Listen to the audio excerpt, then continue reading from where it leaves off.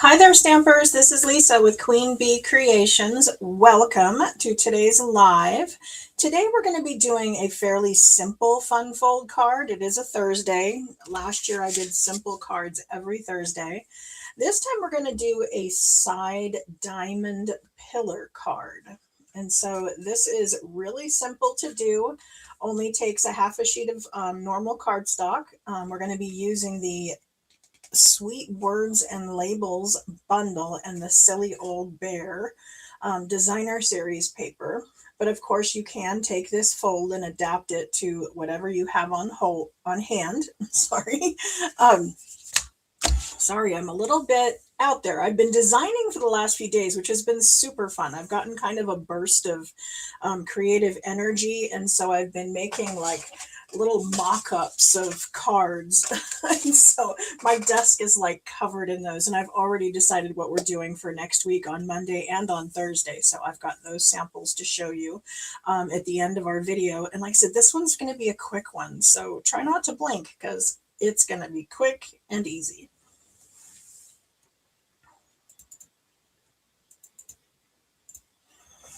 So here we are on my desk. This is the card we're going to be making. And then we're using the Sweet Words and Labels. This was one of those things when it came out. It was part of the Silly Old Bear suite, which is the Winnie the Pooh inspired set. There were two bundles that came in the suite. This was one of them. And whether you're a Winnie the Pooh fan or not, I think it's worth it just for these labels. These labels are amazing. I have used them on so many things. I like it when a stamp set goes above and beyond, what it was designed for. I like things that have wide variety of uses. I believe this was one of the cards from my Winnie the Pooh class, and it was very similar. We did this one as a center diamond pillar. And then this time we're going to be doing it on the side. So there's a couple different folds that use the same kind of pillar idea. This is just two of them, and we're going to do this one today. I am using the new Hydrangea Hue color. It's one of the new in colors. I guess it's not too new anymore. It came out with the mid-year catalog. It starts out with a piece of cardstock that is 4 1/4 by 11.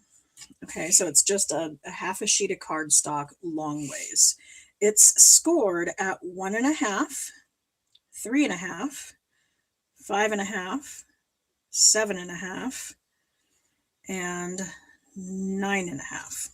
Okay, and then we're going to end up gluing these two together. Okay, these two ends, and then these will become mountain folds in the middle. So this is going to create our diamond fold. So really simple, right? There's a little bit of a trick to putting the label on the front so that it kind of goes with the flow when you're opening and closing the card, because of course we are mounting it right over that center seam. But it's going to start out just like a regular card. We're going to go ahead and put our layers on. Of course, I cut these in order so that they will, complete the image. Not necessary, just kind of one of my little flukes. I love the Stampin' Up! Designer series paper because I have such a hard time deciding which side to use. I think that's a really great background paper. But I wanted to use a simple and a busy. That's one of the things when you're working with designer series paper. You really don't want to use two busy papers at once. You kind of want to break it up with some kind of more neutral, because we want to keep the focus, in one area. We don't want our focus too divided. That's why I'm using the clouds over here. So as you can see, it's just the backside of more characters. And then once I have this on, then I can go ahead and put some adhesive in here. I want this to be a little stronger because it's going to get lots of tugging. So I think I'm going to go with Terran tape, and I'm going to keep it close to the edges. So I'm going side to side and then close to the edges, so it's going to get a good seal. I have fingernails, so it's fairly easy for me to pick that off, but if you have issues with this kind of thing, this is where the take your pick tool can really shine, because that is a fabulous tool. I use it all the time. But now we're just going to flatten the card out completely, and those two ends are going to stick together. So there's our side diamond. Okay, we have our focal point that's going to go on the front. Now I just took the dies and I cut this out of one of the sheets in the designer series paper had a bunch of little scenes, and so I just set the die down over the scene and cut it out. You could very easily stamp a sentiment in this, and stamp something. There's many things you can do. I just chose to keep it simple because I'm usually more about the fold than all the decorating. And then I'm going to lift this up on Stampin' Dimensionals. See, I love this too. Nice masculine, good background. So I'm putting them close to the edge, spacing them evenly apart. And then I'm going to, again, you can peel them off with the take your pick tool. And then they all gather on the end like that. So that's really handy too. And then maybe keep a shot glass or something nearby that you can put all those things in, because you know how they like to just wander all over the house and end up in the most ridiculous spots. The backings to all of our dimensionals. Or is that just me? Anybody else have them travel all over the house, end up in the refrigerator, those sorts of things? Okay, now the sentiment I'm going to put on the front, I thought, because he's stuck in the hole, what he would say is, oh, bother, right? But I wanted it, there wasn't really room, I didn't think, where the sentiment could go. I guess it could have gone down here. But I was kind of playing around with where could that go? And I was looking at my punches thinking maybe I have a label or something. When I looked at my bee builder and I thought, this is a speech bubble, isn't it? So I went ahead and I punched out in white a little speech bubble.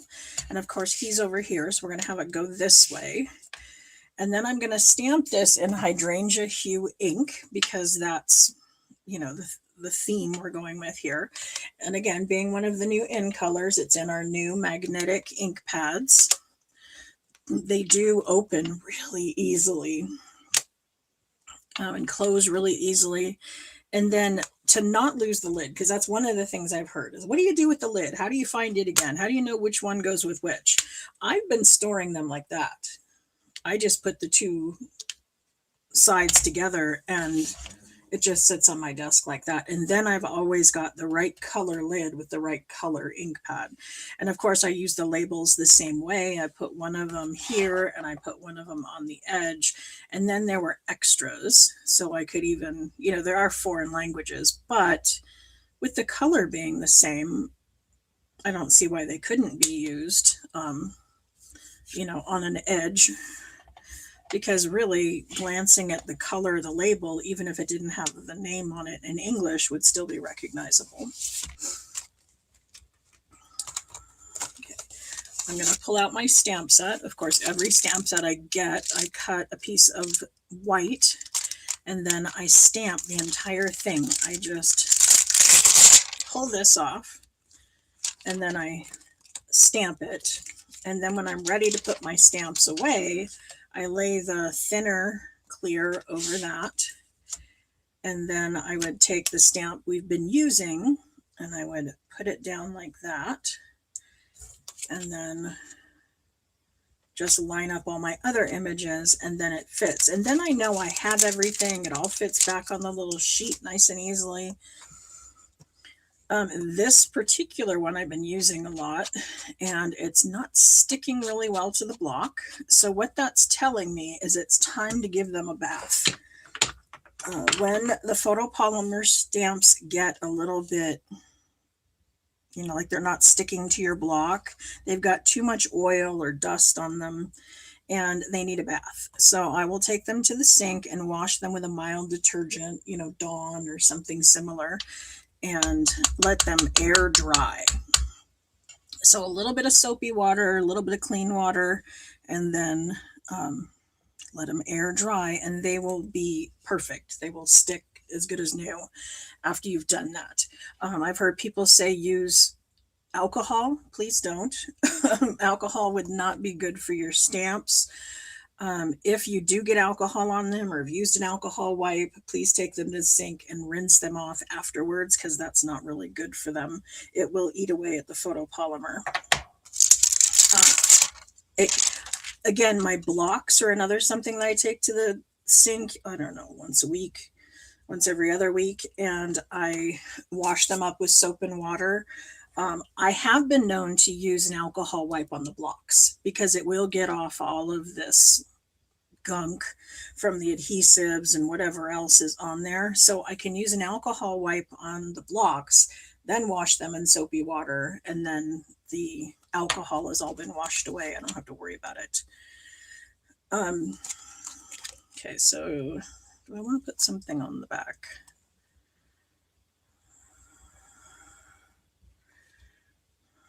That's another reason to have this, is I can read them because they're not upside down. Okay, I think I'm going to go with Old Friends Are the Best Friends. I've been using this one a lot, probably something to do with my age. And I'm going to put this on the back. And then on the other one, our sample card, I just left it blank, but I think it needs a little something. Even if I put maybe some of the designer series paper with just the clouds off to the side, stamped a little something, I don't know. I've also found with these felt pads that I do need to kind of twist them a little as I ink them up to make sure they've got good coverage.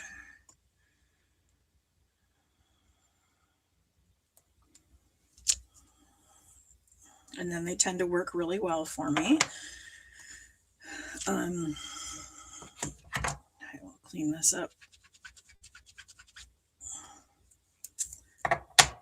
And then, like I said, we're just going to put them on there where they would belong and set this down on top. And then it goes back into my container where I have tucked the, like the pointy end of it, rather than tucking it in here every time. I do this because they're easier for me to access. And then I picked these up at a office supply store. I think I could have found them on Amazon. They're probably on my Amazon storefront, just so that I could put them in a little tote and be able to flip through them and find what I'm looking for. And then I put the stamps on one side and the dies on the other, so they're easily recognizable in the container. Okay, like I said, I may want to take a little bit of something and put it on there.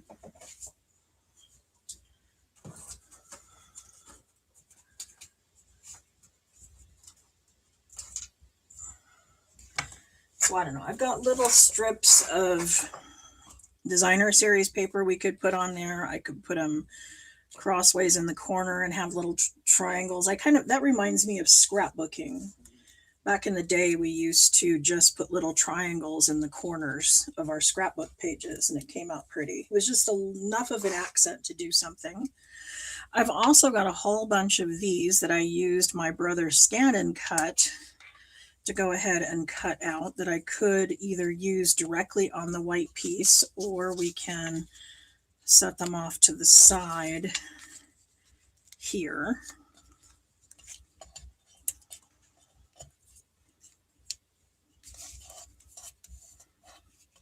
So just kind of think about what you would want to do there. They do cut out with the die cuts. So one of the things I've done is I've cut out these that are on the edge of a piece of paper. So this bear right here would be perfect because he wouldn't take up very much room. If I had him all cut out, he would go right there very well. So like I said, you could use the die cut, you could use a scan and cut, or you can use little detail scissors. I know we used to have what we called paper snips. Now we're going to have detailed scissors. They are in the new catalog, but they're not available yet. So there's going to be a little bit of a wait. If you're looking for some, I have some of the old detail scissors I could probably add to my online store if you're looking to buy some. But the little pair of sharp scissors is perfect for fussy cutting. Let's see, after I get him all cut out, see how nicely he would fit like right there on the edge, not take up very much room and still give it a little bit of extra something. And I used a good portion of my designer series paper, because if I'm cutting out all the animals, all those ones that are partials on the sides, people tend to throw away. Whereas I go ahead and cut them out and just put them on an edge. And they look like they were supposed to be that way. Okay, for the focal point on the front, I had said that it needs to have a little bit of a float to it so that it can kind of go with the flow when we open and shut. How I'm going to do that is I'm going to take a piece of 1 inch, and then I scored it down the middle at 1/2 inch. And then I'm going to use my 1 inch hole punch. And I'm going to punch it out just like that. You could punch out the circles and then score them. But when I need several of them, I find it much easier to just score the paper and then punch, punch, punch. And then they're all already pre-scored. Okay, I do need 2 of them, because what we're going to do is we're going to put them on either side of that score line. We're going to leave that little gap in the middle for the score line, but these are going to mount on either side of that. So you could do that with liquid glue, seal, doesn't really matter. Just a strong adhesive that's going to stick, because you don't want them to pop off. And I'm going to put them right there. Again, I'm turning the card so that my hands are comfortable and I'm getting good placement. Making sure that, that is indeed in the middle.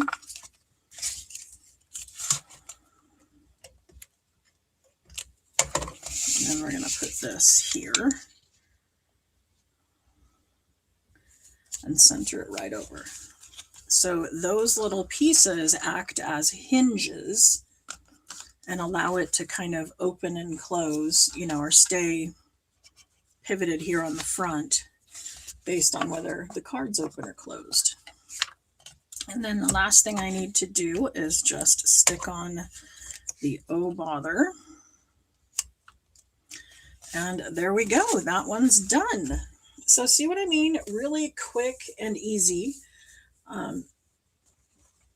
It was brought to my attention that maybe some of my fun fold cards require a little more postage.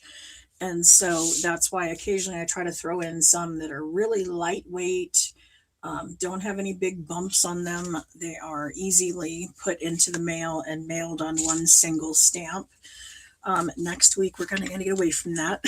So these may need to be delivered in person or require a little extra. Maybe you're sending them a box with presents in it, and this could be included. But they are the triple pop-up cards, and I'm going to be doing one in portrait and then one in landscaped next week. So one will be on Monday and one will be on Thursday. So then I will I will try to look at my pile of cards and see if we can do some that are more lightweight and easier to mail. Okay, so are there any questions? Anything I can answer? Has anybody signed up for the free workshop that started today? The Cardmaker Success Summit started today. There is still time to get in, and I think if you click on the link below in my description, my link is there that will take you to where you can claim your free ticket. I will be going live tomorrow inside the Cardmaker Success Summit. So watch my Facebook page. I will look up the time. I don't want to say what time it is because I didn't look it up first, and I don't want to tell you to show up at the wrong time. But I will be doing a live Q&A there in their YouTube. We're going to be on YouTube, and I think it's streamed to Facebook. So if you want to pop in and give me a little support there, that would be great. So thank you so much, and I will see you either tomorrow at the live Q&A or oh, and the Q&A will be available for replay. If you're not there, it will be on their YouTube channel. And I think in the group. So check that out. Come see me tomorrow or come back and see me on Monday for another one of our fun fold cards. Thanks so much. Bye.